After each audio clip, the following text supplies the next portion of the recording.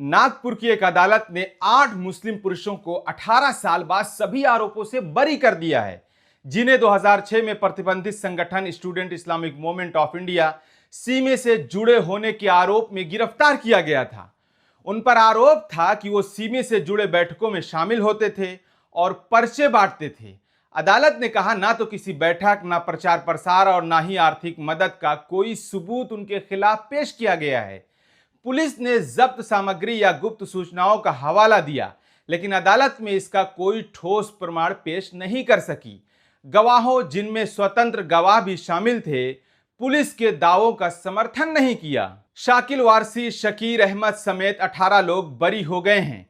यहां सवाल यह है कि जिन नौजवानों की जिंदगियों के 18 साल छीन लिए गए, उन्हें कौन लौटाएगा? क्या पुलिस और सिस्टम ने सिर्फ मजहबी पहचान देखकर लोगों की जिंदगियां बर्बाद कर दी?